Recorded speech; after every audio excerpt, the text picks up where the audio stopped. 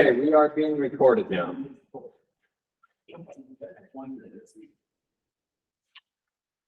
Okay, let's get started. So Vernal City just informed us about 2 hours ago that that their mic system broke. So we do not have amplification of our voice. Trina has given us a mic check, so those online can hear us and we can hear them, so we're good. Are you guys able to hear my voice? Okay, perfect. I will try to talk loud, and I'll ask our presenters to talk loud as well.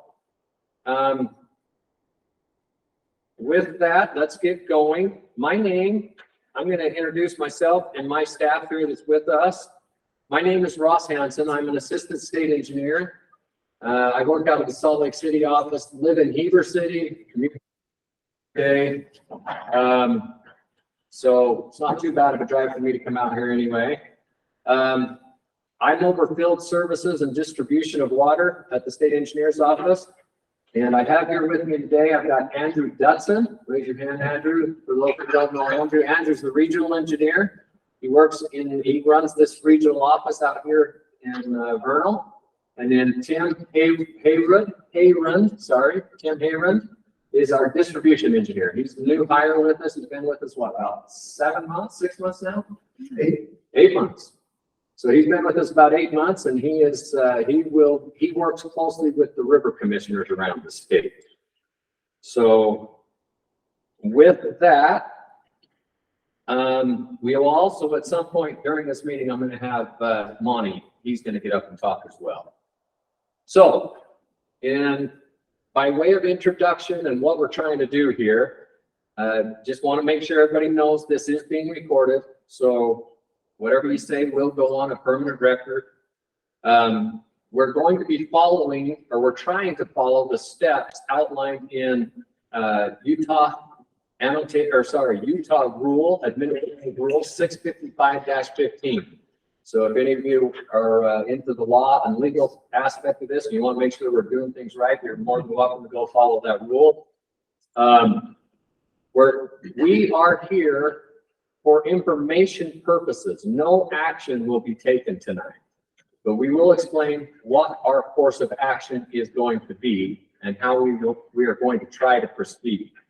We are here with proposals of how and what and when we would like to try and help this system move and transition from out from underneath the courts to be under the administrative authority of the state engineer, which we believe is how distribution systems are supposed to be administered, and that has been in the state law since 1919.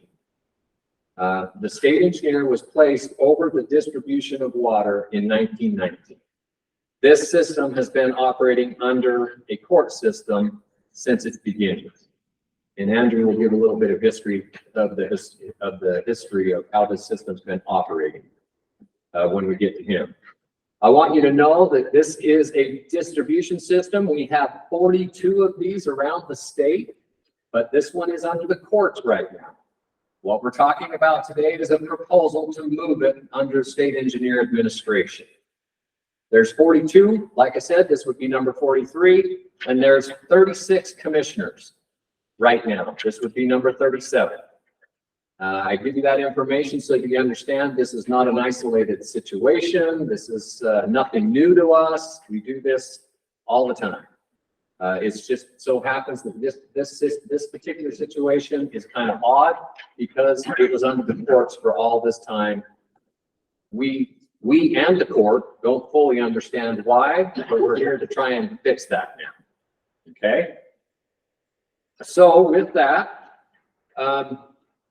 let me give you a couple other things. I'm going to switch off to Andrew and Tim and Monty at different points, so you don't have to sit and listen to my voice the whole time. And in that transition, when we transition to different speakers, is a good time to start asking questions. We'll give you time to say, in between each section as we stop, we'll say, okay, any questions about what we've just talked about? If any of you have deep questions or in the weed questions about your individual water rights, hey, my water right says it's 4 CFS, why are you only showing me at 3? We're probably going to have to say, we're going to have to talk to you another time, either after this meeting if you've got time, or maybe have to phone call our office and talk to us. But we don't want to, this isn't a meeting to get into the weeds about individual water rights at this point, okay? So with that, here's what we're planning on doing. So I just did the introduction. I'm going to go through a couple of slides to lay some ground rules or lay some information down that needs to be out on the table, because the last time we tried to help organize a distribution system, I learned some lessons about some confusion that was happening. And so therefore I want to try to get rid of some of that confusion right from the get-go today. So I'll put a couple slides up top for just a minute, and then I'm going to turn some time over to Monty. And my goal, what I'm going to have Monty do, is introduce the current Brush Creek Distribution System Committee, and then also provide a statement of support about what we're trying to accomplish here. That's what we've asked Monty to do. So after Monty, we're going to have Andrew get up, and he's going to give that historical overview of what has happened with the system in the past and why we are where we're at. Then we'll pass the baton to Tim Hayron, who will talk about policies and procedures of how this system is proposed to operate going into the future. He also will then Tim will also talk about how we see the budget being implemented. It's just a proposal. It's just how we see things transitioning. The committee will ultimately make decisions on the budget and or the assessments that will be made to the users. It's important for you to know that.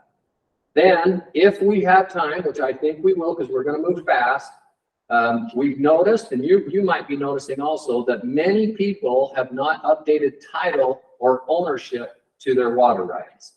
Andrew, I've asked Andrew to give us a quick tutorial on how to update your ownership information on your water rights, and or how to update your new address if you recently changed your living address and need your mail sent somewhere else. We have a procedure to do that on our website.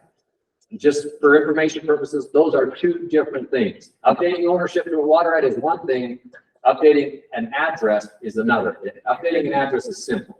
Updating ownership is a little more complicated, and that's why Andrew's going to talk about that. We will end the meeting with with questions that you might have. We'll let you ask some final questions, and then I'll give you some guidance on what I perceive as how we're going to go from that point. But it's important to remember we're not here to take an action or make the ultimate decision on what to do tonight. So let me just get rid of some confusion that I've seen in other meetings. Here's from the rule from 655-15. Here's the exact definition of what is a distribution system. A distribution system means an organization of owners of water rights within a river system or a hydrologic unit, or a portion of a river system or hydrologic unit, that have been designated by the state engineer for regulation by one or more water commissioners in accordance with subsection, and then it gives some code references. The reason I threw that definition in there is because I really, really badly need you to understand that a river system, a distribution system, is ran by and governed by the water users. The state engineer acts as a support role for this. This is not something we're trying to come in and take from you. We're not trying to usurp your authority or anything like that. We are in a support role. I'll explain, tell you what our duties, what the state engineer's office does in a typical distribution system. We'll talk about that. A distribution system is made up of 4 entities. They are the water users, that's you, okay, the water users, water right owners. And right here, I put that little note off to the side because this seems to trip a lot of people up. I need you to understand right off the bat that there is a difference between a water right and a water share. And I need you to keep that in the back of your mind as we go through this presentation, because if you don't have that straight, you're going to get confused, I promise you. So let me give a quick explanation of what a share is and what a water right is. A water right is a file jacket sitting down in the Salt Lake office. It has a water right number associated with it and an owner associated with it. A share is just like a share in any other company in the world. It just so happens that this is a water company. If you own a share of Ford Motor Company, you're just a shareholder. Okay, if you own a share of stock in an irrigation company, you're just a shareholder. The irrigation company owns the water right that is located down in our office. Okay, so it's important you understand the difference. And in your minds, I'm hoping you're sitting there thinking, am I a shareholder or am I a water right owner? I'm hoping you understand the difference. If you're confused about that, let's stop right there. Does anybody have any questions about whether you're a shareholder or a water right owner or any need clarification on that? Awesome. Okay, so I wanted that groundwork laid, and then so the 4 different parts of the distribution system are the water right owners, not shareholders, water right owners, committee members, the commissioner, the river commissioner that will distribute the water by priority, and then the state engineer. Those are the 4 parties to a distribution system. With that, let's move to the next one. We're here because the court is questioning its authority and its jurisdiction over distribution systems. And we believe that questioning that the court is doing is proper. We believe that in 1919, the state legislature put the responsibility of distributing water underneath the administrative authority of the state engineer. So the court right now is questioning whether or not it has authority to oversee this distribution system. That is the #1 impetus of why we're here. Okay, there's other reasons why we're here, and we think there's some benefits, but that is the #1 impetus for this. Okay, we believe that a distribution system under this, we know that a distribution system that is administered by the state engineer will provide liability and legal protections for the river commissioner. The river commissioner, if and when we move this system under the state engineer, will become a state employee. Okay, he will have all the protections that I have. You try to sue me, you're going to sue the state. You're not going to get to me directly. Okay, you're going to have to, the state will provide liability and legal protections for the river commissioner. And that is important. That is something that this system has expressed a desire to have. And I absolutely think it's a must and necessary. You will also be, all of the records of this system will then be placed on our website. Everything will be transparent. Everybody will be able to see who's diverting what, when, where, and how long. Each year, the commissioner will have to give us, the state engineer, that we will put on public record, a record of how the diversions went all season long. Every year, that will be due by the commissioner, and we won't get paid. It's just that simple. Records. Okay, so all these records are going to be available on the state engineer's website and within our office for anybody to view at any time. We will also train and assist the river commissioner if any help is needed. You've got a very capable river commissioner that's working with us right now. Not a lot of training going to need to be done, but if a new person comes on board, we will help train that person and get him up to speed, him or her up to speed. The other thing the state engineer will be doing is we will be sending out the assessments and collecting the assessments from the individuals. Gives us a little bit of leverage with respect to if a person's not paying their assessment, we can in fact instruct the commissioner to go lock the head gate. It can happen. It doesn't happen very often. Don't get scared or nervous about that, but that is the legal authority for which we can actually go say the person isn't paying their assessment, they haven't paid it for 3 years, we've got to stop delivering water to them. Okay, so that is something that can happen. And then, of course, the state engineer has enforcement authority. If there is illegal use of water, we are, through your commissioner, we can work through and understand illegal use of water, and we can put our enforcement people on it, and we can pursue those cases as well. Why we are not here, kind of a funny title to a slide. We do not think anybody is doing anything wrong, intentionally or anything wrong or illegal. That's not why we're here. No one's done anything wrong. And we're not here to drastically change the operations of the system. That's not why we're here. And we're not here to usurp anyone's power or authority. That's not why we're here. And we are not here because the state engineer needs more work. We have plenty to do. Okay, we just believe this is supposed to be operating under the state engineer's office, and that's it. It's not because we think we're going to gain anything from this, or there's anything that is to happen to us, or nothing like that. It's actually more work for us for the same pay. So I want to dispel that. Okay, with that, I'm going to turn some time over to Monty. I've asked Monty again to give us two things. You can introduce the current committee members and also provide his statement of support of why he thinks we should be going in this direction. So Monty, you want to come up and take care of that? Thank you, Ross. Just real quickly, you probably know everybody around, but just because there's a lot of you in this room I don't know, I'll introduce myself. I'm Monty Pratt. I'm the president of the Burns Bench Irrigation Company, which owns the water right, and members of the Burns Bench have shares in that water right as long as they're paying their assessments. So I'm a member of the executive committee. I got railroaded in, and I got elected into the presidents by the committee when they met back in 2019, I think, about then, 4 or 5 years ago.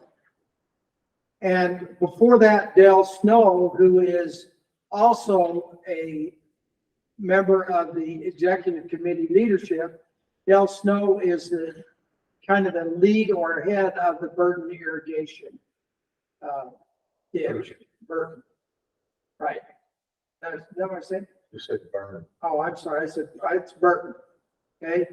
So I took over from Dale, and let me tell you, I wish I would have had as much knowledge about this as I do today, because quite frankly, I didn't have an idea of what I was getting myself into, and Dale said it'd be all right, and he was right there to support me. The reason we started looking at this as a whole was because we needed to make sure that we knew that we weren't doing anything illegal or harmful to the people. But we also knew that there was no protection of the river commissioner who was in charge of dispensing water. You call for water, his responsibility is to make sure you get it. But it's got to be legal, it's got to be done right. He operated under the court system, which was working, but as Ross says, that doesn't necessarily mean it was right. Right? So we started pursuing this 2 years ago to find out more about it, and that's where we are to this point. So with that, I also want to introduce Trudy Wheeler.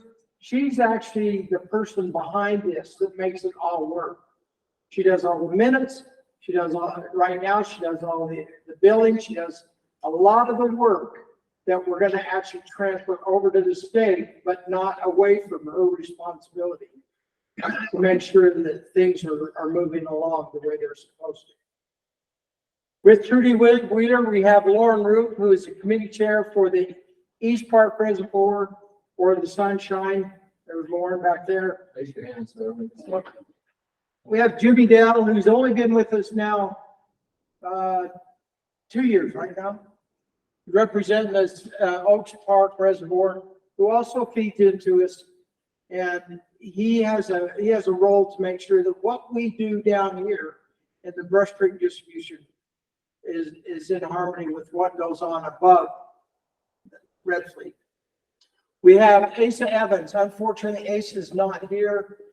He wasn't able to come tonight. Is he online, you said? I don't know. Asa, you online? There is- Yeah, I'm right here. I'm in Corpus Christi, Texas. I'm listening. Okay, well, welcome from Corpus Christi, Texas.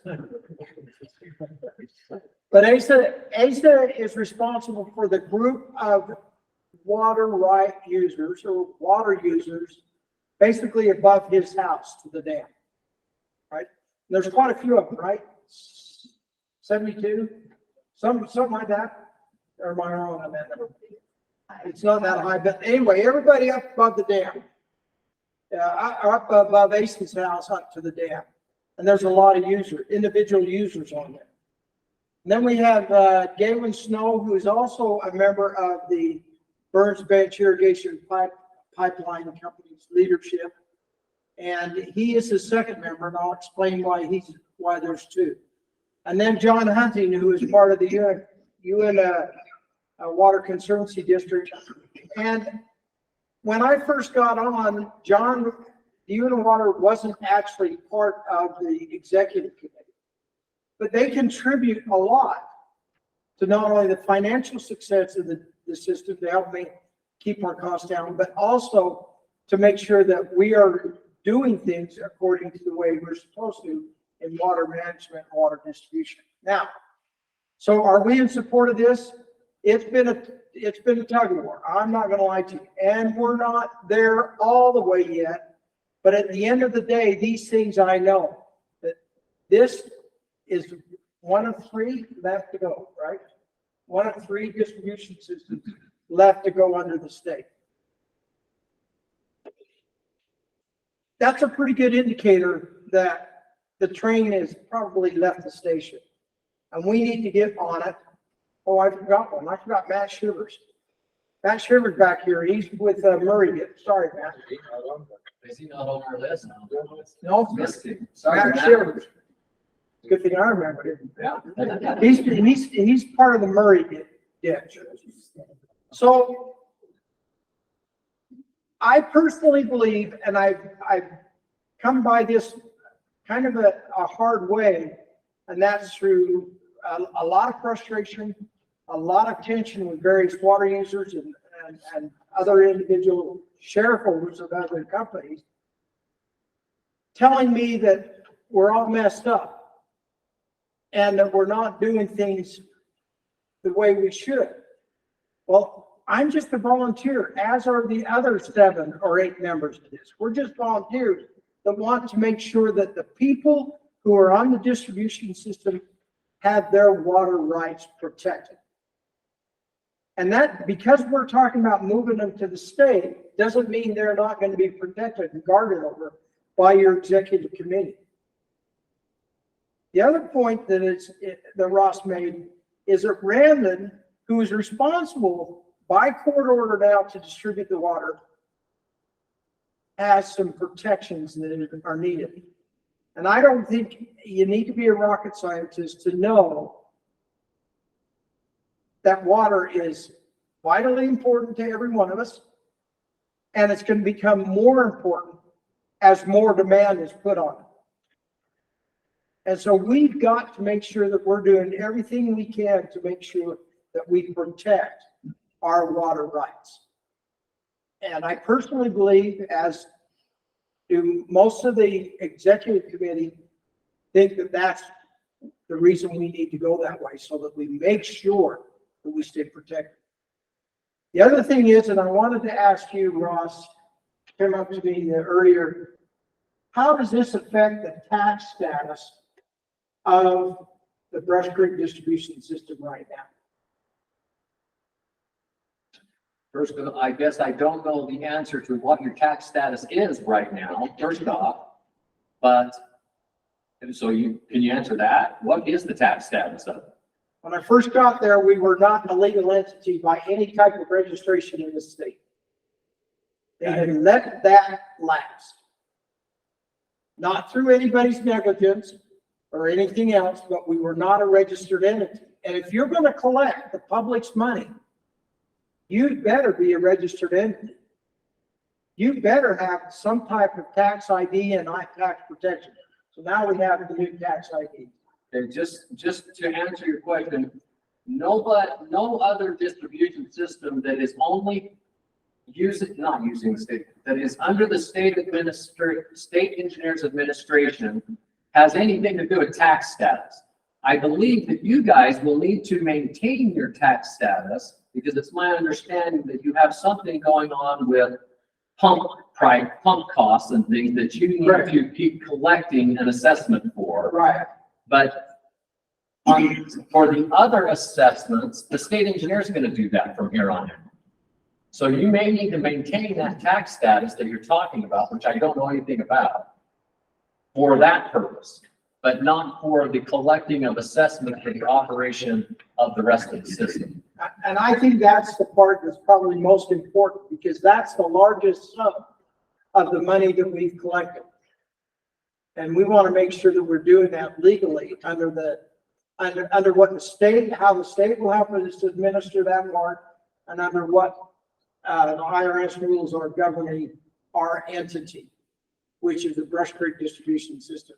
And it is a legally registered entity. And it's important to understand that there's two issues going on. One is the distribution of water by priority, which is what we do all over the state in all of those other 42 systems. But you've also got this other outlier that I don't fully understand, which is the pumping costs and the exchanges that you had to make to be able to pay for those pumping costs. Right. So you do have a separate thing going on there that I'm assuming you'll need to maintain. And we will have to do that because there are opportunities in our system to do some exchanges if they're done right. Okay, so that's what the executive committee has been wrestling with for the last couple of years. Is this the right thing to do? Is it going to cost us more money? Is it going to add to the burden of the water right users? Actually, I think it'll lessen the burden of the water right users and it'll help the executive committee focus on the things and making sure we're protecting those water rights of all those people that we're responsible for. Right? Perfect. So I would just add to what you just said right there at the end, that in addition to those two things he said, it's also going to provide the liability protections that the river commissioner has or needs. I would just ask a simple question for you to think about. It's kind of a rhetorical question, but for the river commissioner right now, unless he's got an outside policy of some sort, which I don't even know if that's possible, if the river commissioner were to go and he's not a state employee, and he would go turn water down a ditch and it floods somebody's basement. I'm making something up. I have no idea if that's even a possibility here. But, and that person needs to be made whole for that person's loss. Who does he sue? Who does he go after to get the money? The river commissioner doesn't have any liability protection, to my understanding, at this time. No. So. And neither does the executive committee member. Right. And that won't change, just for the record. The executive committee members are not becoming state employees, and they do not have that liability and professional protections that we're talking about for the river commissioner. If they want to pursue that with if they're worried about professional liability insurance for them, they're going to have to look for an insurance policy with a private company. So just wanted to make that clear. With that, we're going to transition to the next section, but I want to open it up for any questions about anything we've talked about so far. Go ahead. Monty stated that the water users were from on his ditch from there to the dam. And I assume everybody except for the three of us is below the dam. We're not part of that water system. They could put us in this. We're above it. We get our water from the spring. We don't have a head gate. We don't have anything. We don't call anybody for water. That Raymond? Go ahead, man. They are in ACE's group. So essentially everybody from ACE upstream, Big Brush Creek, Little Brush Creek, up to the sinks are in ACE's area, which he represents. Okay. And so that's their group that they're in. I'll show you on the map in a little while. Yeah, we'll show you a breakdown.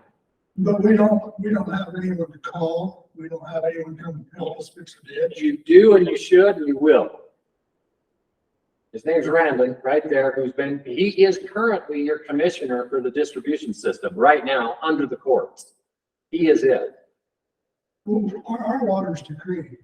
That's right. And so we're talking about priority distribution of water. So it sounds like you guys haven't had to deal with this much on Brush Creek because it seems like it's a pretty good source.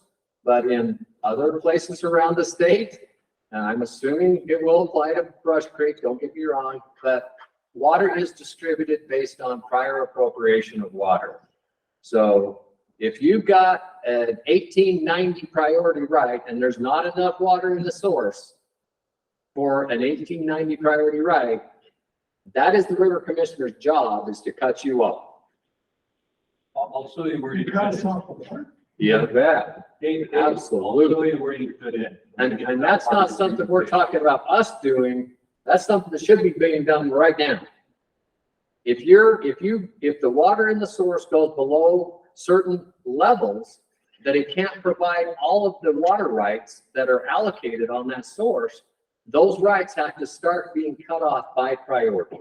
And again, that's nothing new that we're talking about here. That's something that should be already being done. Hey, Ross, their rights are on Little Brush Creek and they haven't been heavily regulated in the past. But they should. That's where Dave's coming from. That's the part. Okay. I drove past your house today. Yeah, so all water rights should be regulated by a priority schedule. Always, not now, not new. Not according to the Supreme Court in 1949. So are you saying that Little Brush Creek got eliminated from priority distribution? There is statute in 1949 that on the same thing on a spring in a different area, we have the paperwork here. I'm turning to Andrew to see if he concurs with that statement, because that doesn't jive anywhere in the state. Hey, Dave, when we get done, let's look at it together right at the end of the meeting. We get through this and then we'll look at what you have. But Dave, I need That's okay. you to know that what we're talking about here is not to come in and change something. I'm saying whatever has been being done with priority distribution needs to continue. We're not coming in and going, oh, everybody's priority distributing now, and they shouldn't have been before. If there's a decree or something out there saying this stretch of the canal doesn't get regulated by priority, then that will continue to be adhered to. I'm not aware of that. If it's there, it's there. But most of the time, people get regulated by priority date. Now, if you've got a decree that says you're not, and you're exempt from it, we definitely need to look at that. I'm not aware of it either, Dave, but when we get done, can you show it to me or maybe come in every day and show it? I'd be happy to look at it. And again, I want to make sure you're not thinking in your mind is, we're going to come in and do something different than was being done before. If it wasn't being done before, it should start now without us being involved. We don't have a head date. We don't have anything. And just so you know, unless there is a decree, there's always a caveat in water. Water rights are very complicated. Unless there is a decree exempting you from priority distribution, which is a possibility. It's a rare possibility, but you should have a head date and you should be taking your water in accordance with your priority. Unless there's a decree exempting you, which again, there may be. Well, before they took the water and put it into Redford, the water from Sunshine Ranch all came down through our place. But when they diverted that water, we changed our allocation. We don't get the water that we used to because there's not as much water there. Okay. Yeah. But anyway, we're pushing. And just so you know, just real quick response to that, I don't fully understand the system, don't claim to, but believe me, if somebody obtained a water right to put the water into Red Fleet, they've got a priority on their water right. They should be only taking that water in accordance with their priority as well. It all is done by priority. So again, it sounds like there's a lot of things that we need to get into the weeds with, but that's going to have to be with Andrew at some point other than right there. Let me ask you if there's any more questions. Yes, sir. Ross, a couple of slides prior, you mentioned reporting requirements down. Next, That one? Yeah, are you gonna be going into any other details on the record of transparency and retention of the reporting? I don't think we are, but go ahead and, did you have a specific question maybe? Yeah, is that, I guess, I mean, that's welcome to me. The records delivery to our head gate will be recorded on a daily basis and reported at the end of the year, is that correct? That's correct. That's how it should be, yes. And it'll be an annual report and there's a rolling report or. That's correct. An annual report should be shown or given to the state engineer by the river commissioner each year. As technology evolves, I can see someday where you will have measuring devices, telemetry installed on your devices. Again, this is with or without us. And daily transparent records being kept. This is going on all over the state. As of right now, your committee would have to determine how often they want the commissioner to put his notes online. That's up to them. But at minimum, we have to have an annual report from the river commission of all the things that happen every day in the irrigation season. All the diversions to the river. Okay, and I've got another question, might not be too. Go ahead. This discussion, but is there any support from the state engineer to do any hydrological, I guess, projections on water yield, watershed yields prior to water year based off of reservoir fill, snowpack, and that? How's that being handled currently, Andrew, out here? That would be either the Division of Water Resources or sister agency or the NRCS that would do that. There's the two agencies that do things like that. And there may be some others that do, but we don't typically do that because we don't have a staff for it. And that's some of their mandates. Are they not doing that right now, Andrew? Yes, they are. He says they're doing it now. And they probably go to John Duncan with the district and some of the others, but you can look and find the same information. We can show you after how to find it. Yeah, because we have to do that because we have flood control and regulation, and they do a prediction of how much it's going to run. The prediction is from the 1st of April to the end of July. That they make each year, and they update it twice a month, on the 1st and 15th. On your website or? No, it's actually on the RCS website. I get it by letter to me, so I don't follow but it is there on, there is websites that you can have. And they also have one that's done on a daily basis that they do. That's got to the NRCS. So I guess the answer is the state engineer is planning on doing that because there's other people doing it. Are there any other questions with respect to what I talked about? Go ahead. Oh, there's a statement that says use them or lose them. Oh, boy. Yeah, and I just wonder how effective that would be with changing over to the state or whatever. And you say it's all gonna be printed out, but everybody can see what's going on and using your, your water and your shares and stuff like that. And being a smaller, place that doesn't have a ranch or anything with my rights and stuff. How does that affect? That statement always gets everybody riled up, the use it or lose it thing. But let me preface my answer with this. Brandon, right now, you are supposed to provide an annual report. Is that correct? Under the court, you're supposed to provide an annual report. We're not asking anything different or new. It's just going to be transparent on the state website for as far as that goes. Do I believe there's going to be a closer eye on whether or not you're using your water? I don't think so. It's my opinion. That's just my opinion. I don't think Randall's going to be going, I'm a state employee now. I got to go see if he's using his water. He's not going to do anything different from the day after we put this out. It's here than he's doing right now. So those reports were always supposed to have been submitted to us anyways, and for many years they weren't stored to the court.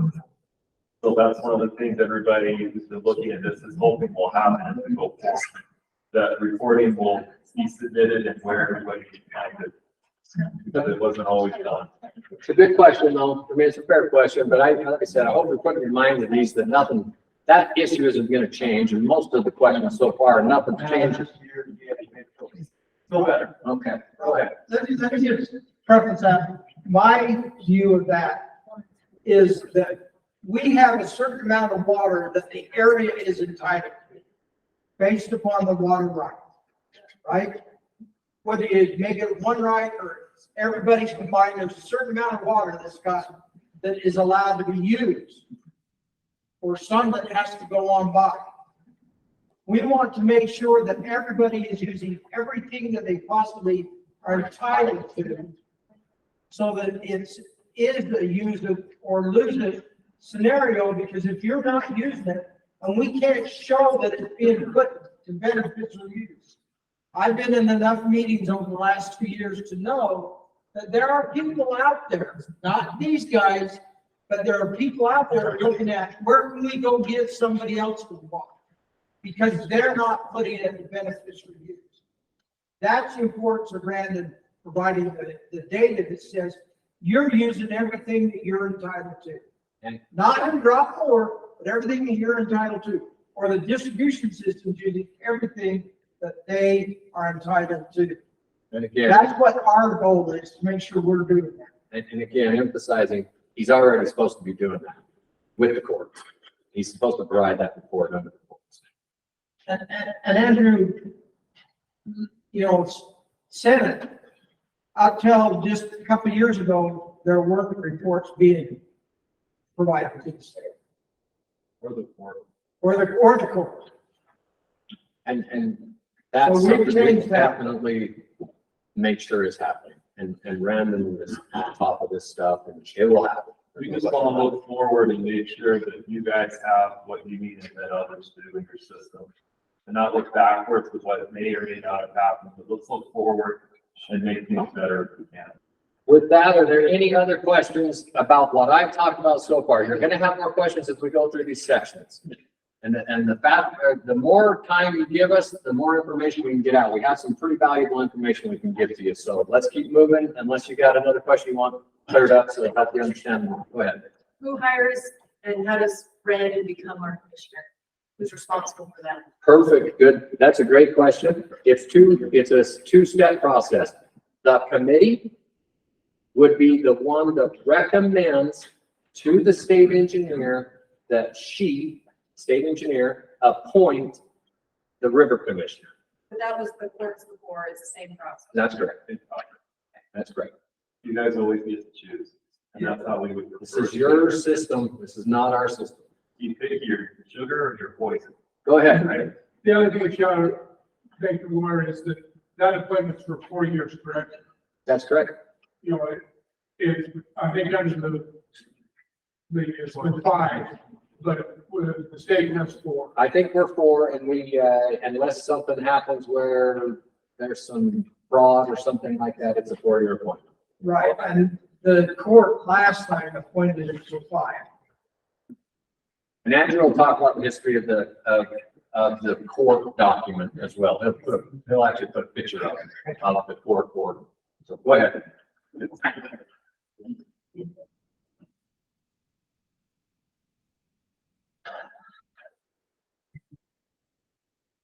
Okay, so your distribution system is one of the oldest systems in the state, and along with Ashley Creek is one of the 2 oldest systems, well, the 2 oldest systems in the Uinta Basin. I believe Ashley Creek was started in 1897 and yours was started in 1896, but there is a decree from 1895 for Ashley Creek, so 1895, 6, 7, it's old. It was a long time ago.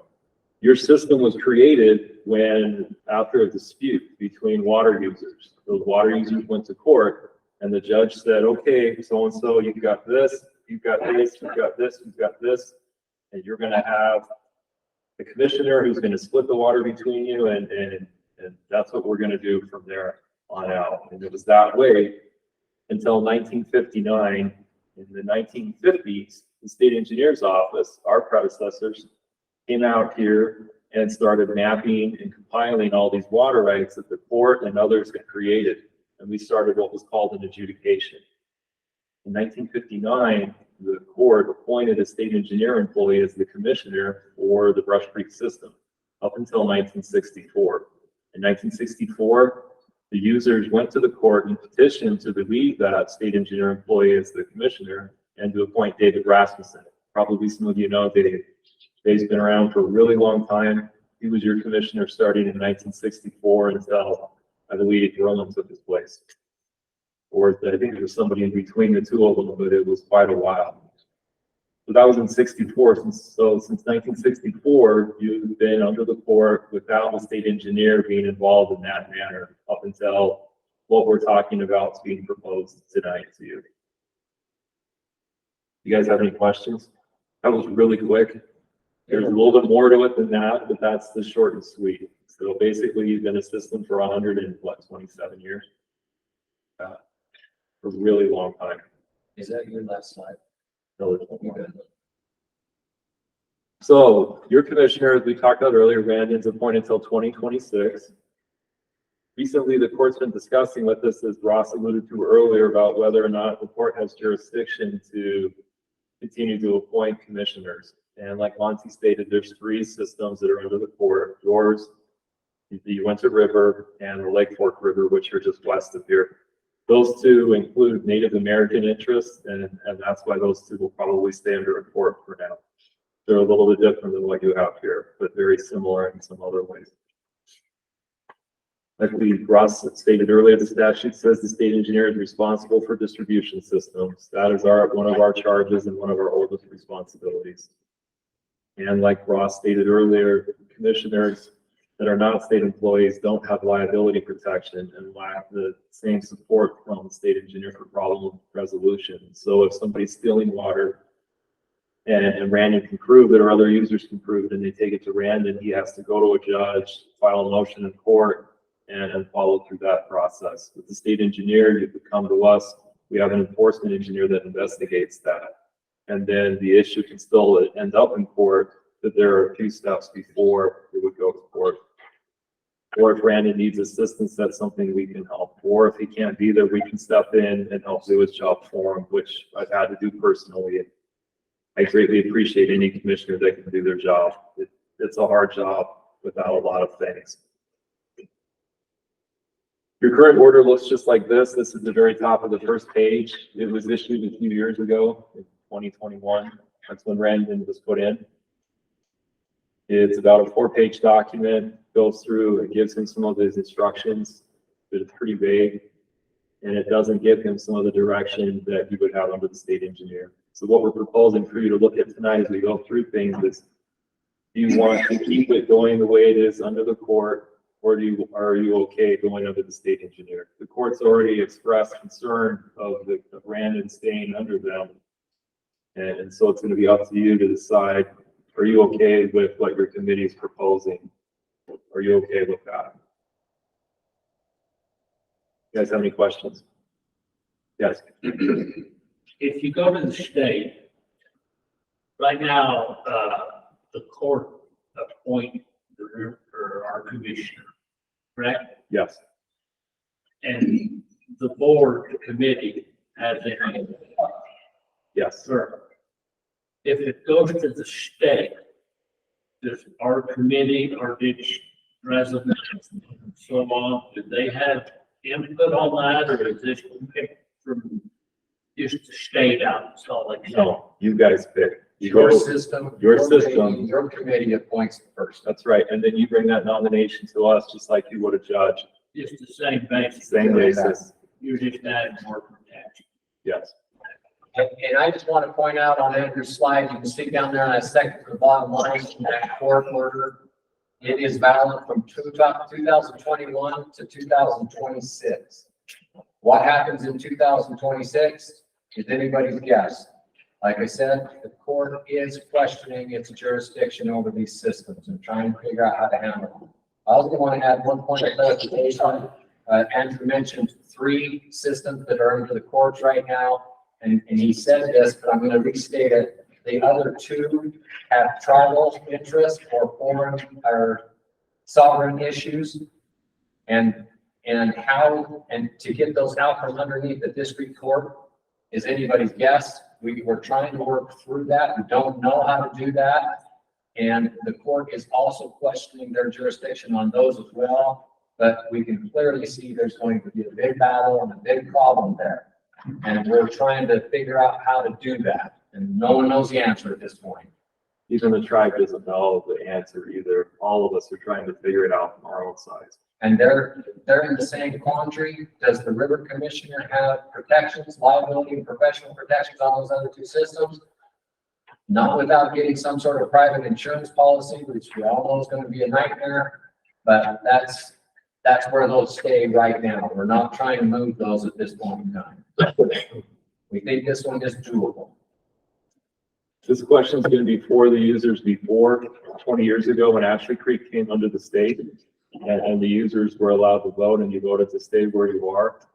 And when Monty came in and talked to me about it and some other users, I told them it should be up to you and your committee members to decide. So we are here because your committee is asked to do this. They've inquired, they've gone to the courts, they've talked to the courts have come to us. And that's why we're here tonight. Like Ross said, we don't need any more work. If you see my office, I don't need any more work. Neither do my coworkers. It's a lot.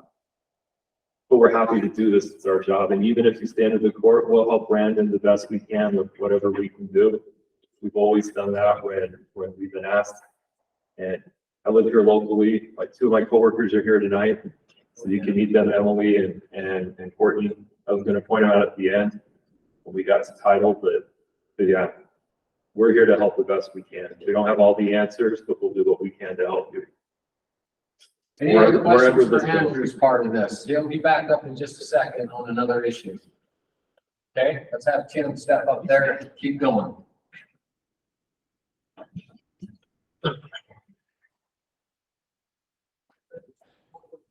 Okay, we'll get into the meat of it now. So here's the organization, operation, and the state authority. We go by state rule R655-15. It gives us everything we need to, by statute. So we have our marching orders there to select the commissioner and to operate the system. What we want to do on the Brush Creek Committee is keep everything the same, except that we're going to add one more group to it. And that'll be what we're going to call the Upper Sunshine Group. And I just want to clarify one thing. Notice the words at the top of the slide. This is how we're proposing to move forward. These are up for comment, concerns, anything. But this is how we're proposing to do this. We wanted to put something in front of you on how to proceed so that you have a target to shoot at if you've got concern, as opposed to just coming in here and saying, hey, we can do this for you, or this is something we need to be doing. We want to show you how we would propose this go forward. So anything Tim shows you is going to be a proposal. That's correct. Yep.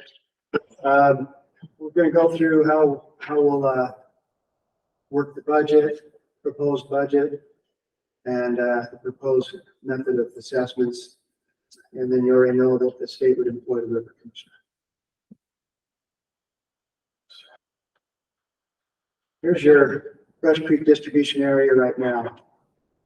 You can see it goes clear up to above Oak Park Reservoir, Easy Park Reservoir. This black boundary line is the boundary line of distribution area. All the waters that come off those mountains come down into Brush Creek, so that's why it's the Brush Creek system. You've got Red Flea Reservoir in there. Your creek users, it's the dark blue line. Zoom in a little bit on some of the lower systems. Your Burns Bench is in the light purple. Burton Ditch is the light green. Creek users again is a dark blue. Lower Sunshine is the dark green. Murray Ditch is the pink. And then the Upper Sunshine is the light blue. Here's your Brush Creek private users. Go all the way up to Log Reservoir and then continue up on the Little Brush Creek side. You've got the Uinta Water Conservancy District and then your Oaks Park Reservoir. So those are the proposed 9 groups with their areas. See that again. And that's really not changing much. We're breaking apart, we propose to break apart the Sunshine Group into two pieces. Why is that? And the committee is the one that suggested that to us. We've been working with the committee. If somebody from the committee wants to kind of throw out the thinking on that. Yeah, Go ahead. okay, on the, initially, the lower Sunshine Pipeline and the upper Sunshine Pipeline all came down the same canal. And then at the time that the Sunshine Ranch put in the high pressure pipeline, the lower Sunshine Pipeline, they didn't want in the pipeline, so essentially they still have the water rights that they always had, because some of the people in that actually have water rights in East Park and stuff also, but they were not in the high pressure pipeline. My father-in-law, Harlan, he just called it the snow pipeline, so to keep things kind of, so everybody's know we're talking the same thing, so we come up at our last meeting to name the low pressure line essentially, is what everybody that's on that system knows who they're talking about. So it's the lower Sunshine is the low pressure line and the upper Sunshine is the high pressure. And that's kind of the easiest to get. And I'll just add to that, adding a ninth member onto the committee is just going to provide a closer representation to users. The more committee members, the more voice you have on the committee. So, And also, I forgot to mention that, so with the lower Sunshine Pipeline, they gain a representative, which I believe is Jake Wilkins, right? Be ready. Well, but they do have a, but I know on the first slide, when you first, you know. We don't have one. We've got everything. Okay, that's fine, I'm just saying, that pipeline will have a representative. But yeah, on the, so, yeah, we're moving forward, well, they're moving forward. okay, keep going. You'll see more here. Hey, the proposed, well, your water user responsibilities are pretty much the same as they are right now. You need to maintain an adequate measuring device and controlling works. You already have that requirement. You'll elect your distribution system committee representative, which you already do. You'll pay your annual assessment, which you already do. And then you can communicate with your water commissioner with any issues that you have, which you can already do that right now. We're not really changing much there. The community responsibilities under the state system proposed is the committee would represent the water users at an annual distribution meeting. The committee would set the annual budget, set the assessment amount for that year, and if needed, they would select a new water commissioner. The water commissioner would have a 4-year term. And then also, if needed, they would select the committee leadership at the annual meeting. Just one more thing on the annual meeting. The state will come to the annual meeting and will initially start the meeting and then turn it over to the committee. The committee will run that meeting and make the decisions. And then we'll take notes and get all paperwork done. Commissioner's responsibilities. Under the state, Commissioner distributes the water in accordance with the water rights and prior appropriation doctrine. This is what Ross was talking about. With your water right, every water right has a date, and that's your priority date. So the water is distributed in the state of Utah by the prior appropriation doctrine. And so the commissioner would distribute water according to that. Commissioner will keep a record of diversions produce the annual report, and perform any other duties that need to be done, either through you folks or through us.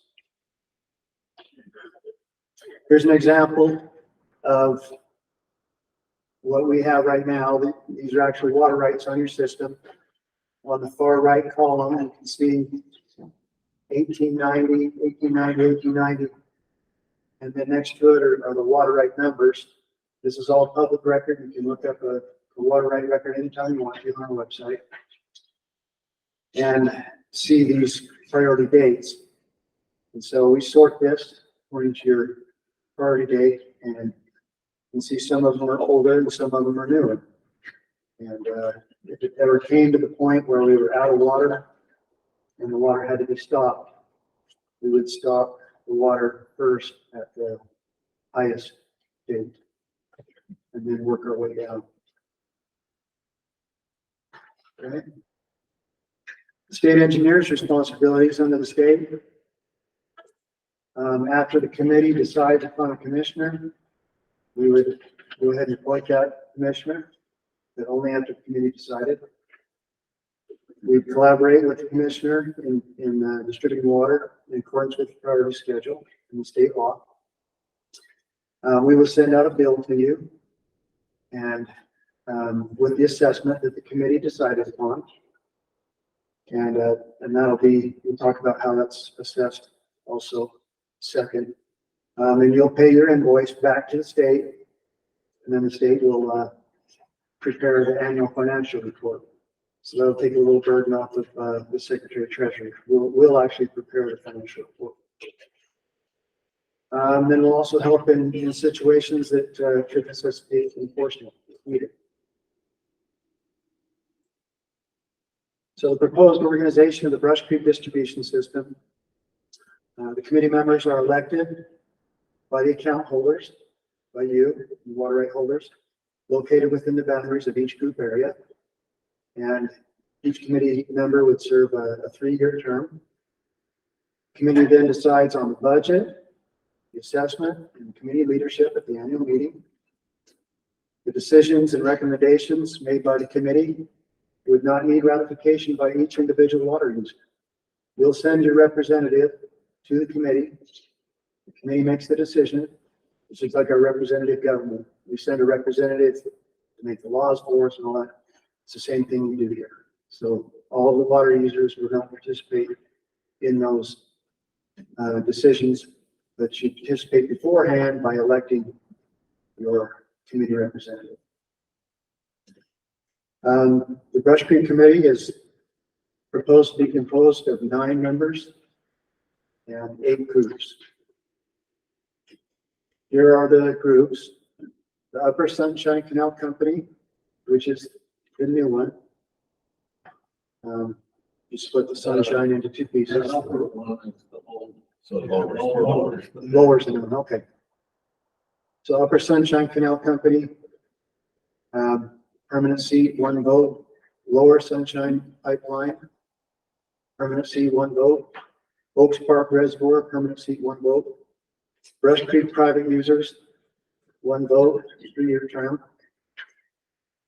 That's a little different because there are a lot of individual users in there. So that's, you would decide your representative there and send them there. Burns Bench Irrigation Company, they have 2 permanent seats. That's how it is right now also. So that would stay the same, 1 vote each. Murray Ditch Pipeline, permanent seat, 1 vote. Burton Pipeline, permanent seat, 1 vote. And Uinta Water Conservancy District, permanent seat, 1 vote. Okay, are there any questions on that? I didn't quite understand why Brush Creek private users would have a 3-year term, but everybody else is permanent.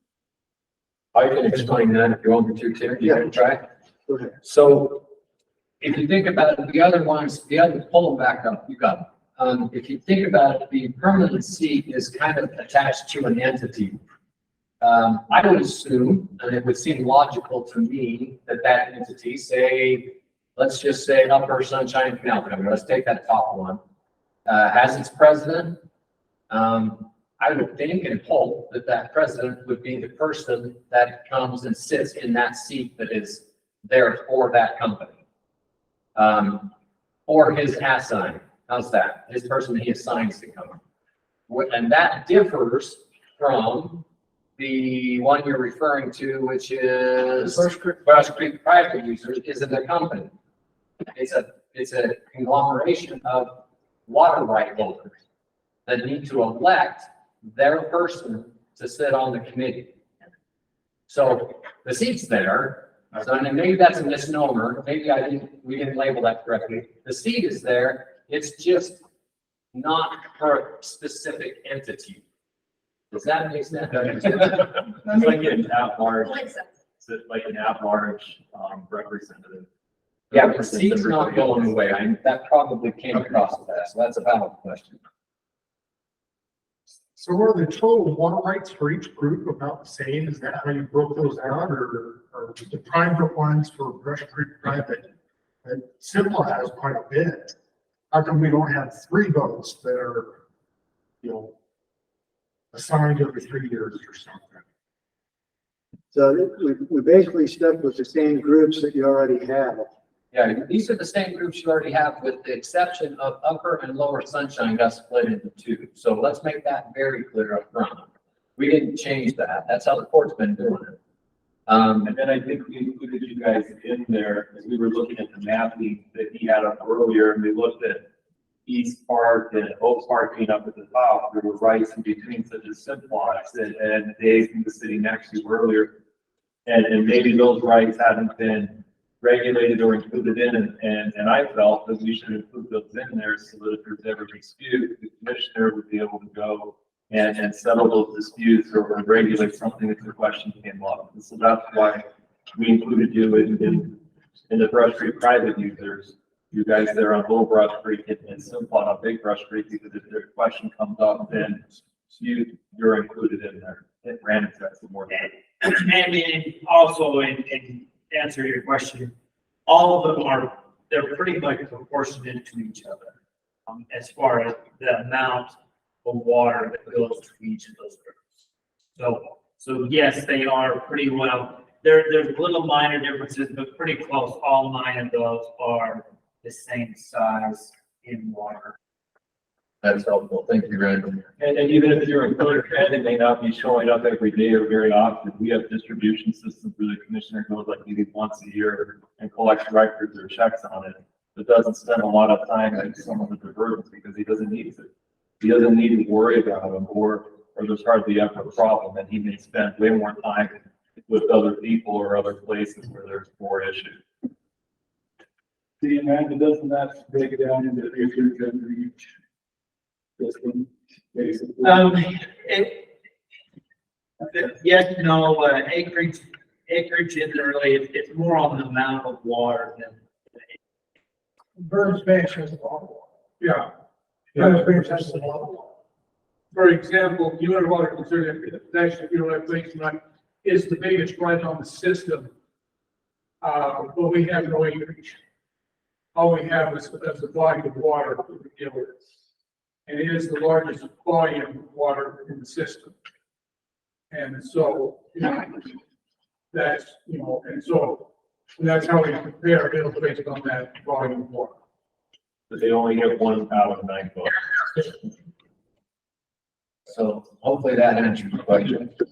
Yeah. Go ahead, Tim.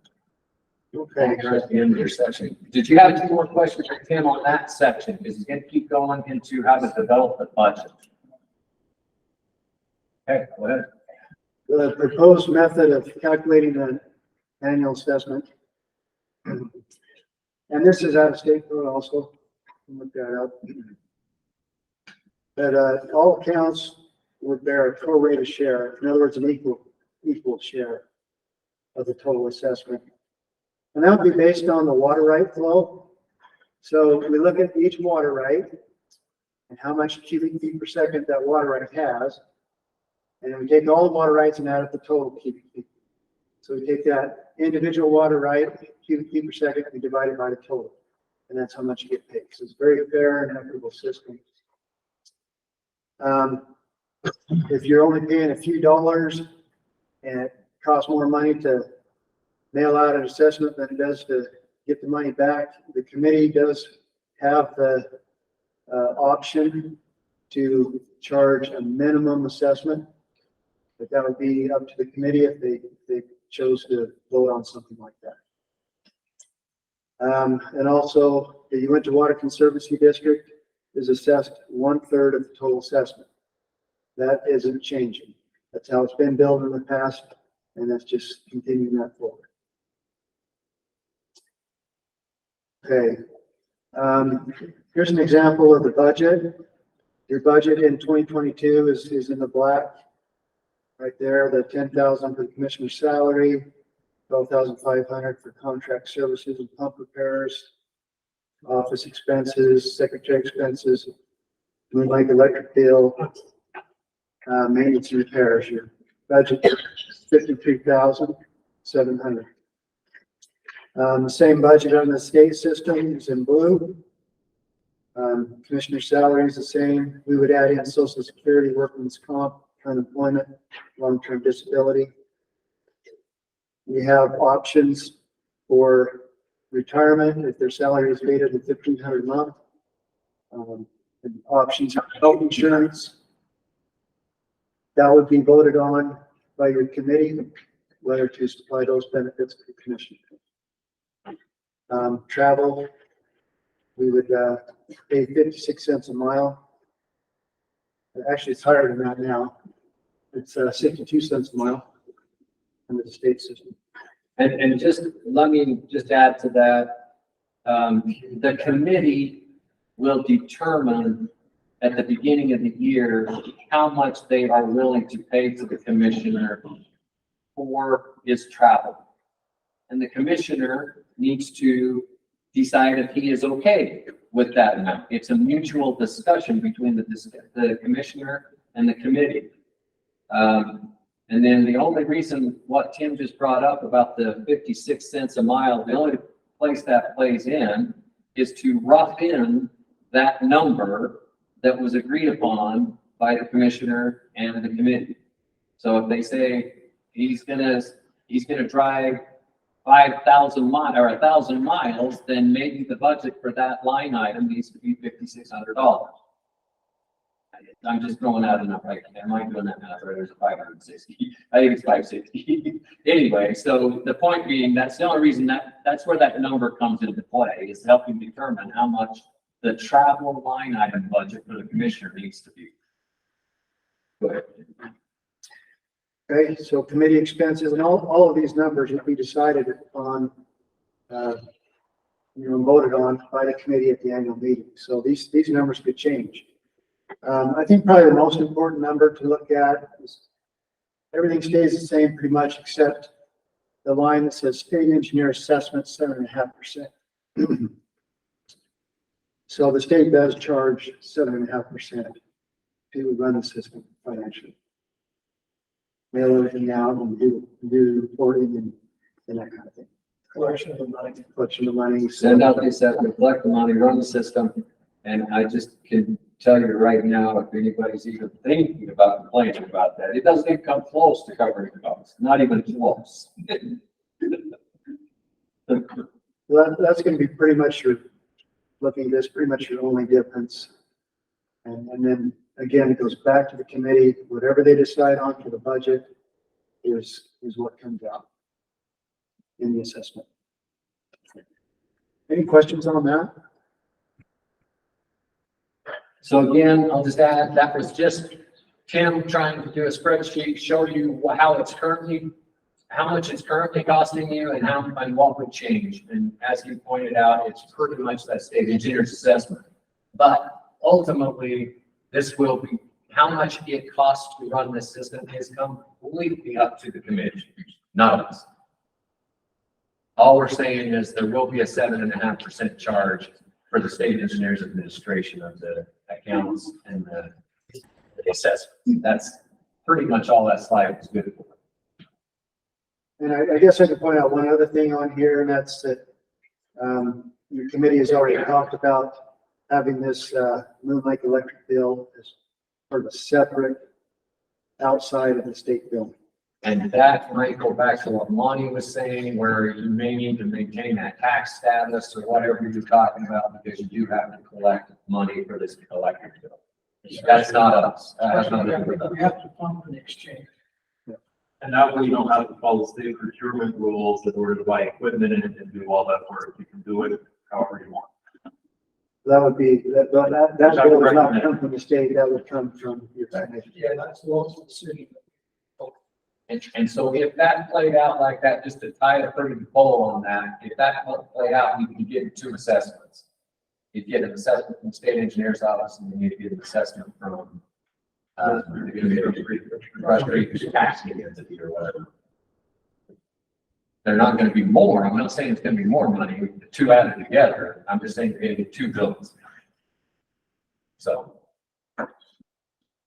So the 7.5% assessment would not apply to that. 25,000. Okay, any questions for him before we move on to this next section? I asked Andrew to give this next section, and I'll just fold these pieces of paper up right here. This is all, we tried to send every water user an invitation and a public notice to this. These are all returned mail, and there's probably more where this came from.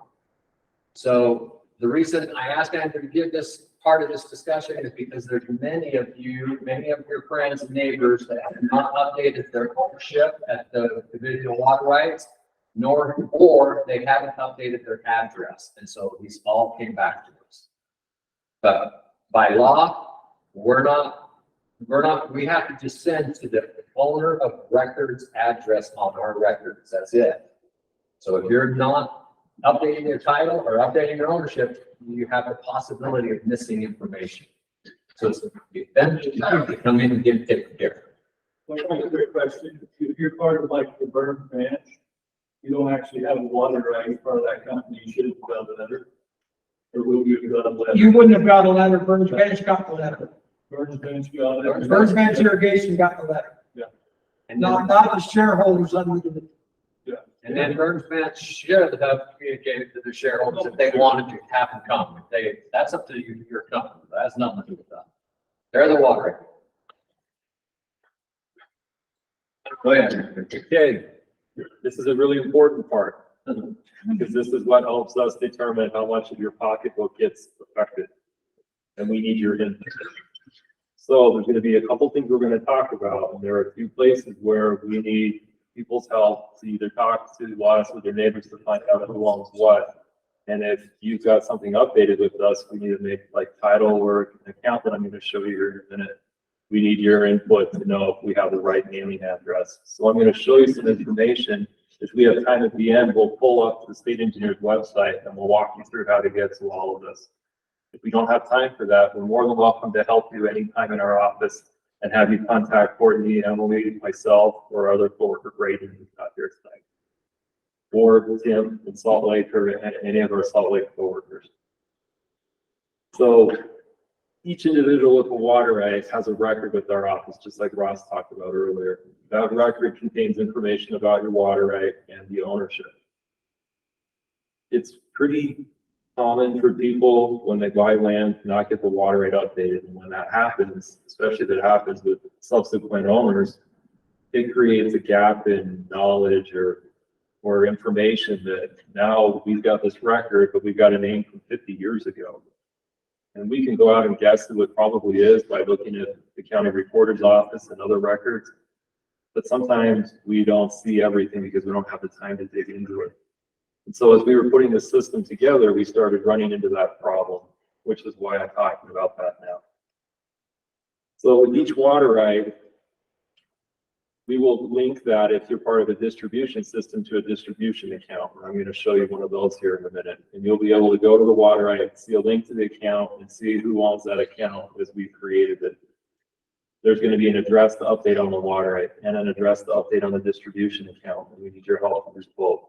That way, when these mailings go out for a distribution issue, it goes to that account address that we have on record, and hopefully it's correct.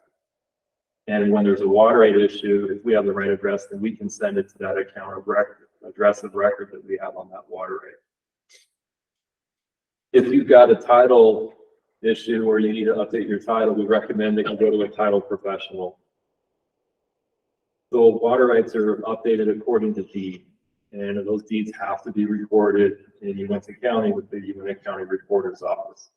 If it's a water right that's in Daggett County, then it needs to get recorded there in Duchesne County in that office. Once those deeds are recorded, then they can be used by this title professional along with the document that's called the report of conveyance, and they can be submitted to us. And then our coworkers in Salt Lake will take that information and update the water right records. So these are the title professionals that the state code says can update water rights. A title company, an attorney, professional engineer, or professional land surveyor. If for some reason all of the deeds that go with that water right have the water right number on it, if they all have that, then you can do your own title update and we can help you do that. But if they don't have that, then you need somebody like this to help you do it. Many years ago, we used to be able to do that for people, but then the legislature changed it because it was creating too much work for us. We didn't have enough people to take care of it. And that's what led to this happening. That was about 25 years ago. Andrew, I think it's important. I probably get 10, 15 calls a year asking how much my water shares are worth versus a water right. There is a difference between water right and water share. And people are thinking that they have shares, that they're worth a lot more money and that they can add more value to the, but in Bird's Bench's case, they don't own the water right. Bird's Bench does. They own now the lease sold share or get those shares with their assessment. So it's two different things. So make sure that when you're talking about your deed or your land, that you're clear on whether it's a water right or shares of a water right from a system. Like It's for paper for shares in the company. You don't have to worry about doing any of this. no, That's right. We You take just care- bill we- with them and that's it. we take care of that for you. That's a great question. And then we send you the bill. Okay. And we know that you can handle everybody, so we just add them all up. I was just confused because I'm part of the Upper Sunshine and Bird's Bench, yet I got a letter. Because you're on Upper Sunshine. Because you're on. But the land's on their price for a water right. Well, but that's the kind of thing we're talking about now. So that's where you could make an appointment and come in and we'll help you figure out if we got it all correctly. So I'm going to show you how to kind of research this. I'm not going to go into great detail, but I'm thinking of this in terms of somebody having a water right that's part of a distribution system. And that's how I've written this part of the presentation. Normally I teach this a little bit different, but that's why I'm going to do it the way I'm going to do it now. So on our website, waterrights.utah.gov, you can go on and search for water rights in various different ways. One's by water right number. So if you know what the numbers are, you can look for it that way. Or if you know your neighbor's numbers, you can look for it that way. You can also go in and do what's called a place of use search, where you take that legal description that's on your deed and you use the section, township, range, and Salt Lake Basin Meridian and go and look and see what are the water rights in my section. Or you can go in and use the name like Brush Creek. You could put in Brush Creek and see what comes up. So I promise you there'll be a whole bunch of water rights if you do that, but that's one way to do it. Or you could put in the name of the person that owns it now or used to own it and see if it's updated or if it's still in the old owner's name. There's another way of doing it with the map. And the map search is a great way to do it. I forgot to include it on here, but it's a way to go in and visibly see what water rights are in an area. And then the last way that I've listed is according to distribution account number and name, and I'll show you how you do that. And I'm showing you that because each of you that got a letter probably has an account set up, and we have accounts for other people that are on record, but we need help getting them updated. And Courtney? I just want to make a point. As somebody that recently learned all of these things, because I'm very new to the water rights, it might just be easier to call our office. Call our office and we can help you, because sometimes it's user friendly and sometimes it's not. So you just call us and we'll help you figure it out, okay? And we can walk you through on the phone or in person how to find all of this. And I knew I wouldn't have enough time to really show you tonight, but I want to pique your interest and help you realize that there's a way to do this. So it's a little confusing, but we're here to help you. We'll help you do it because we're invested in knowing that we have it right too. And then you've got the right, you're paying the right amount of money for your assessment and that things are going to go correctly. So this is what the distribution page looks like. This is where Brandon's information will be contained. And down here and all a whole bunch of lines below, they'll have each distribution account. Each distribution account has a unique number. And if you go and click on that name or number, it'll bring up something like John Hunting for the Utah Water Conservancy District. And on that page, you'll notice down here, it's got water right numbers. So if you know you have a distribution account, this is one way to kind of figure out what water rights are we using to say how much your assessment's going to be. Those numbers are going to be listed on a line like right here, right below all the contact information. And if you come in and click on these, it'll take you to the water right page for that particular water right. Or you can go to the page for that water right and you can see the distribution account info, and I'll show you that here in a second. The other thing that'll be on this distribution account page will be contact information and the assessment amount, or the units that are used to calculate the assessment amount. And that's where you'll be able to see for yourself and everybody else what's being used to figure out how much you're paying. You'll have the basis based on the water rights and the units, and then how much is being assessed for you and for your neighbors. The water right page looks kind of like this. This is for hacking land and livestock, and it's going to contain information about the ownership, how much water they get, where they can get it from. This is where you see that distribution account. It'll be a web link, the hyperlink. It'll be in blue on our page. You can click on that link, and it'll take you back to this page right here, which will have a summary of the rights that we believe you have, or that somebody's come in and pointed out to us that you have, that'll be used for the distribution system. So like Simplot has a ton of water rights, but not all of them would be included in this system because not all of them are rights that Brandon would need to worry about. And so only the ones that we've determined together would need to possibly be regulated would be included on here, and the rest of them won't be included on this distribution account. On the second part of the water right, you're going to see a point of diversion. That's what it'll tell you on map where the water can be diverted and used. And then it's got a list of all the water rights that can be used for all the same purposes, like in this case for hacking land and livestock irrigation.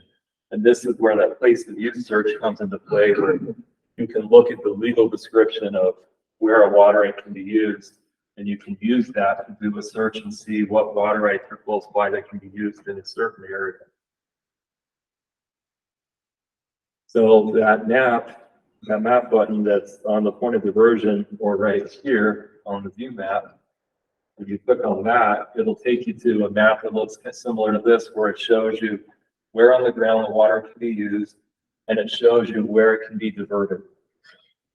So it's a pretty powerful tool. Keep in mind, this information isn't always up to date. We're constantly working on getting it as correct as we can. But that's something you can also help us with. If you notice on these that something's wrong, please point it out to us and we can go in and correct it that same day. As long as we're not preoccupied with something else, and then if we are, we'll fix it as soon as we can.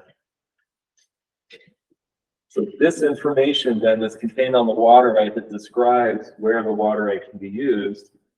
In order to do the title update, you take that information along with the information that's on a deed, and a title professional can then take that information and overlap with the water right and the land information, overlap it and see how much of the water right you own.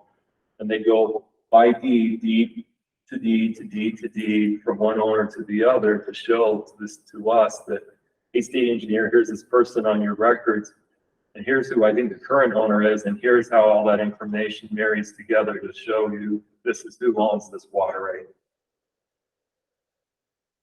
So this is one of the deeds from hacking land and livestock from this water right, 45, that was number 4520 that I was showing you earlier.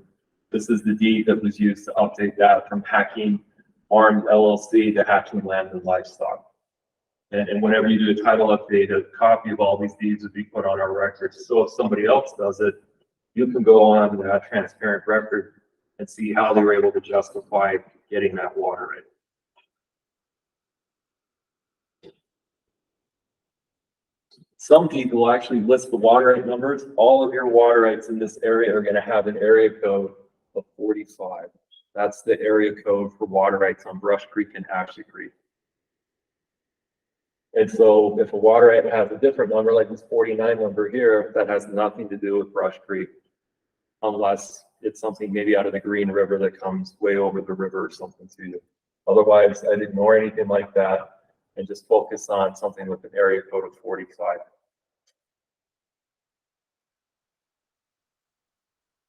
Any questions?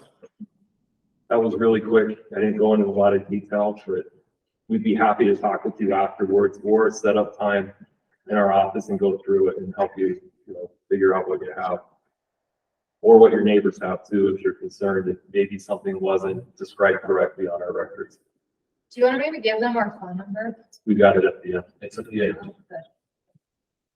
So that was intended to kind of help you understand that there's a lot of people that have not updated their title, a lot of people that have not updated their address, and how you can get help to get it done. That was what the intent was. It wasn't a deep dive into a title update. There's a lot more little things that need to be thought through. But as she mentioned, it's a good idea to give them a call and say, here's my problem. And she and them can guide you on how best to get your title updated. So if your distribution account doesn't have the right address, please call or come in and tell us and we'll get it updated, or we'll have Tim do it. And we'll make note on here whenever we change an address, we'll make note of what the old one used to be. So there's a trail of what it was. And the same with the water right. If the water right doesn't have the right mailing address, please let us know and we can help you get it updated. There's a couple ways to do it. That way you get informed. You can even sign up to have your email, which is not made public. You can sign up to have your email notified whenever something happens with a particular water right. So if you're worried about your own, you can ask us to sign up your email to be notified if anything changes on your water right.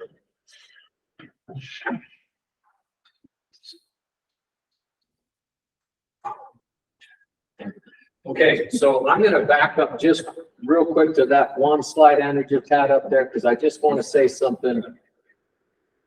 I'll use the mouse here, if we can get the mouse. So updating the ownership, i.e. Hacking Land and Livestock LLC, is the process Andrew just talked about. It's kind of complicated. You need help. Updating the address to which you want us to communicate with you is actually a pretty simple process. Again, you can call the regional office. They can help you with that, but I want to make sure you understand there are two different things. One's real easy to do. One's a little more complicated to do. But updating the mailing address is pretty simple to do. But again, call our office, we can help. Okay, let's go to what's next. What's going to happen now?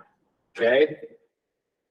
What I want to do is, we have now held the public meeting that we are required to hold by Utah Administrative Code. That's what we're doing tonight. I want to leave the record open for a 30-day comment period. And I want you to take an opportunity to review, think about anything we've mailed to you, anything we've said tonight, and you're welcome to send us any comments that you have or concerns that you have about the direction that we're proposing that we go. Perhaps we've come here and we've said something that you guys completely disagree with. We need to hear it. You're welcome to submit some comments to us. I need you to remember that those comments are public and we will respond to them publicly. Those comments will be posted on our website and a response to the comment will be posted right below it. Okay? So if you send in a comment, remember everyone in the world is going to see it. Just remember that. So that's what that next bullet said. We're going to review all the comments. They'll be posted on the website. We'll give a response. The next bullet down, if substantive comments need further attention, we may need to hold an additional organizational meeting. I believe, and I may be in unicorn and rainbow land here, I don't know, but I believe that because this is already a system that's been established and is operating under the courts, that I don't think that this is a huge jump to move under the state. I really don't. I think we can make this happen. But if you disagree and you see something that I'm not seeing or we're not seeing, you're welcome to send us comments. If you then bring something up that we need more clarification on, we may have to come and hold another meeting to get the issue ironed out and worked through. So we're going to be watching these comments very closely. If we feel like there are no real issues that we can't handle or address, if there's nothing that's brought to our attention that is not requiring another public meeting, we will go ahead, at this point in time, we will go ahead and issue what's called an order of the state engineer. It's important that you know that that's not the end.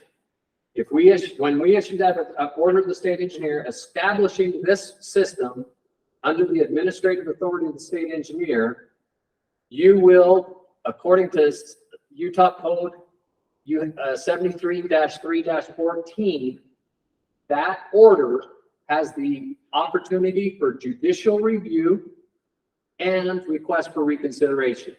Once that order is issued, you will have 20 days to request reconsideration.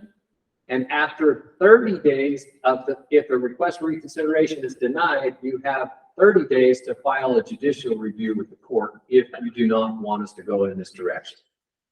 Okay?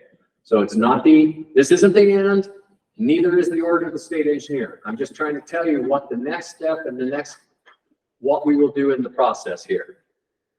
If we get no substantive comments, we issue the order of the state engineer, no one requests reconsideration, no one takes it to judicial review, we intend to hold the first annual meeting under the state engineer's office this coming February. And in that meeting, here's how I see that playing out. I would start that meeting by saying, okay, who are the 9 committee members that come from those 9 different groups, which will be laid out in the order of the state engineer? Okay, people that are on the committee, those 9 people, I will then turn to them and say, okay, I'm going to open the floor up amongst you 9 members, and you're going to vote for who you want as your chair, your co-chair, and your secretary. And as soon as that vote is complete, I will then get out of my chair, walk over and sit down by the person that was elected chairperson, and he or she will then conduct the rest of the meeting. It's their baby from there on forward. Okay, we will go through the budget, we will go through the assessment amount, we will go through the appointment and hiring of the commissioner under the state engineer's office as a state engineer employee. All of that will be done at that meeting in February. Just so you know, I have to go around the whole entire state and do this exact same meeting, not that one in February, for all the other 42 distribution systems that we have around the state. This would now become the 43rd one that I attend and take care of. You had a question? Once you issued the order to establish this administration, and there is no judicial review or reconsideration, and it is official, okay, do you then get a letter or something at that point that says it's gone? If not, maybe we'll. Is it on the website? Is it? It'll definitely be on the website, no question about that. Would we send you something? Isn't that where the order of the state engineer comes into play? That's what they get. I'm trying to think through that order. I do believe you're right. I think that order of the state engineer goes out to all water rights of record. I think you're right. I think that's where it's going to go out to all the water rights of record, and then you will have to pay attention to whether or not that gets challenged. And that will all be on our website. I didn't hear you say that there's a point where you get together and vote so that That's handled at the committee level for the distribution. The individual's area level. That is a really, really good question. So let's talk about that for a second. So those 9 areas, those 9 groups need to send their committee representative to that meeting in February. They should have held their voting meeting, I'll call it, their meeting where they determine who their representative is going to be prior to us coming and holding that meeting in February. The only thing I don't understand about the process is when you are officially go from the courts to under the state. When does that officially happen? When nobody says they want a judicial review? Another good question. So 2 things, and this is a little piece of housekeeping that we need to do. When we hold that meeting in February, if we get there, it will be official by that time. You'll get the order of the state engineer. You'll watch to see if that gets challenged or not. You'll know full well whether that gets challenged or not. It doesn't happen. We get into February, we have that first meeting. We appoint the new commissioner under the state engineer now at that meeting. And at that point in time, it would become officially under the state engineer's office. And the housekeeping that we would need to do at that point is we need to ask the committee at that meeting. This is just something to think about, guys. We would say, remember the current court order is until 2026. At that point in time, I'm not a lawyer, but it would seem like the committee would want to get a lawyer and petition the court to vacate that order at that point. Does that make sense? Hopefully that to me, that makes logical sense anyway, that we'd have to do that. It'll be a busy December, January for the current commission, right? It'll be a busy one to find out whether or not we're going to move forward with this. Because that's exactly what I was told by Gail, is that we would have to petition the court to resolve it. But we're not going to move forward if all of you say, we don't want you to change. And then we're going to have to figure out how to manage it otherwise. And all the things that you saw about the advantages, we're going to have to deal with or address as executive committee. Puts a lot of responsibility on the volunteers. And I'll keep putting emphasis on this thing. I need you to all know that the court is questioning its authority here. The court is doing that. I'm not trying to scare anybody, but I don't know what's going to happen in 2026 when that order comes to it, runs its term. If the court's going to say, no, we're not doing this again, I have no idea. But we have been informed by the courts that they're questioning their authority. Ross, one thing to maybe mention or note, and Molly can verify, we checked with legal counsel about a year ago on this, and legal counsel encouraged us to move this because they felt that the court would not renew this. Thank you for saying that. 2026. So yeah, to put it as our legal advisor said, you might get run over by a train if you don't go this route in 2026. And I'm glad they're saying that, because for some reason I feel weird saying that, like I'm trying to scare you or something. Again, I keep trying to tell you guys, this just means more work for us for the same pay. It's not doing anything for us. So I'm not trying to scare you. I'm just trying to give you the real situation. And I'll add one more thing, and that is, I'm not sure that you guys really have an option here. Again, not trying to scare you, but come 2026 and the court says we can't do this. It's supposed to be the state engineer doing this. I'm not sure what you guys are going to do. I mean, we're going to be back out here in 2026 doing this again, I guess. I don't know. I hope my comments didn't sound like I was against it in general. I just want to understand what's the process that makes it official. Right. That's understandable. And we've been wrestling with it for a couple, 3 years now. And we've kind of kept our lawyer informed as we've gone. And, you know, a lot of behind the scenes stuff that's gone on for the last 2 years is just coming out now. And we're just We're saying that it's time to move forward Because of the court. because of the court. Because Lonnie and I talked about this for a while, and other users have talked to me and from my former coworkers, but we just always left it to the users. But once the judge, a couple judges said, hey, we're not sure that we should be doing this, it's got it up. So here's your official answer. The order of the state engineer comes out, you've got 20 days to request reconsideration. If someone requests reconsideration, we have 20 days to consider whether we should grant that. If we do not grant that request for reconsideration on that 20th day, then there's 30 days from that day that that person has the right to go challenge the order in judicial court. So your official answer is 20 plus 20 plus 30. So what is that? 70 days after we issue that order, it is official if it didn't get challenged. Go ahead. Can you describe what kind of comments may lead to the state not issuing this order to establish the restriction? There's a good question. Maybe if the committee asks us to wait. Yeah, if you guys all come in and say, we think this is the worst idea on the planet, we will sue the pants off of you if you do this. I don't know. We do not like this. And the majority of you guys write in and say, this is the worst thing ever. We're probably going to back away and go, okay, good luck in 2026. We don't know what to say.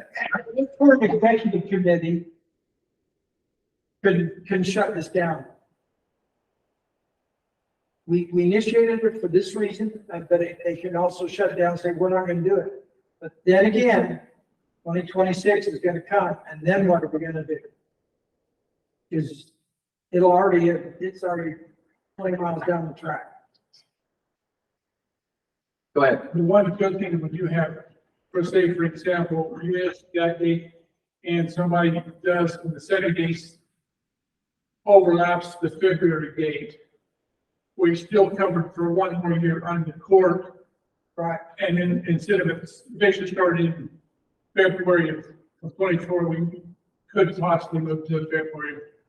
And you'll note that that's why we're here today, holding the meeting, so that we can get this taken care of. Yeah. We want that 70 days to be gone before February. Yeah, what I'm saying is something happens, we don't expect. We're still. Yeah, you're not out in the lurch. You're still going to operate under that court at least until 2026. Yeah. At least. And what I should say that there is no guarantee on that either. The court, again, is questioning. Now, would the court say, we did this until 2026, but we've learned that we don't have the authority to do this. We've got to vacate this. It is a possibility. Also, I'll point out one thing. It was appointed for 5 years. Most of the others were appointed for 4. And the court could look at that difference in itself. Again, talking to Gail, the court could look at it and say, well, we made a mistake going to 5. We're going to reduce that to 4. Now we're talking 2025. So there's some things going out there that just could throw wrenches at the whole thing. Go ahead. I just want to reiterate that the committee has met several times, and what you guys are hearing tonight, possibly for the first time, we've been going, and the consensus of the committee, the last time we met, set up this meeting now, was pretty much let's get on board and get going, because it's that there was nobody on the committee that was against going with the state. That's helpful. Thank you. That is helpful.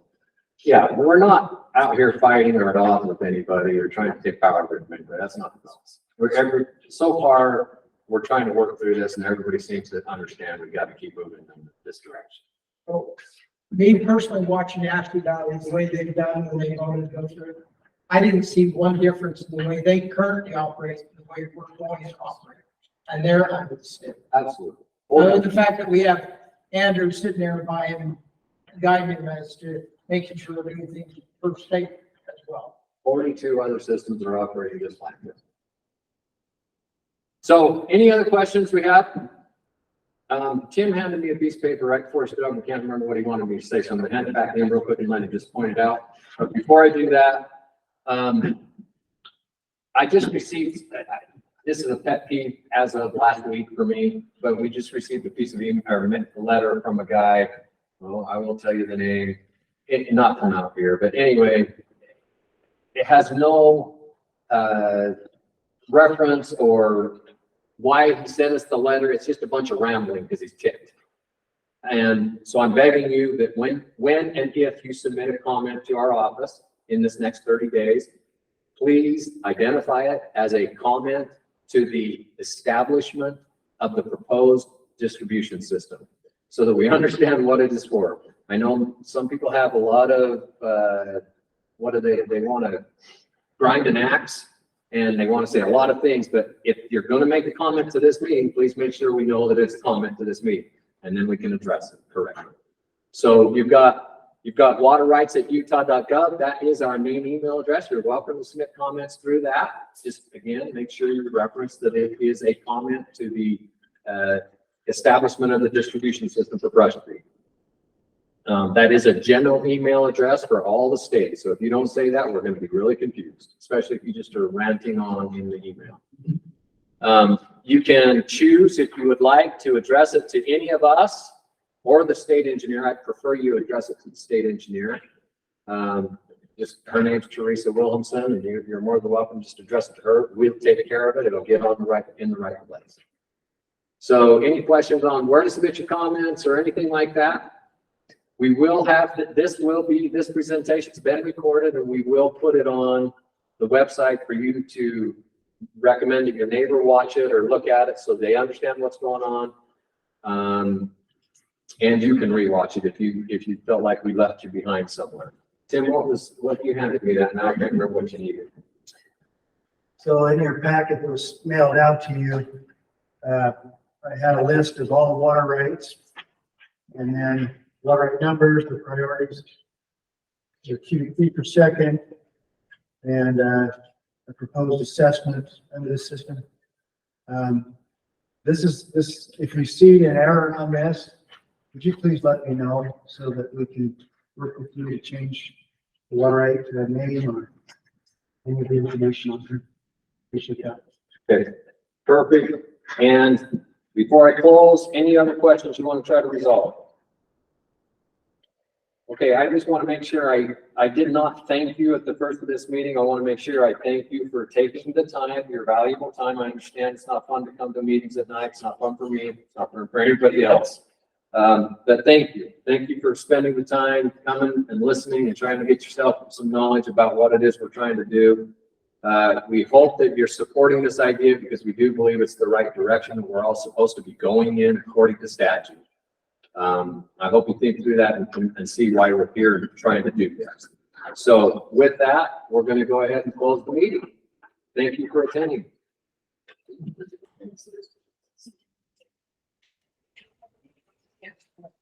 Thank you. You're welcome. Thanks, Asa.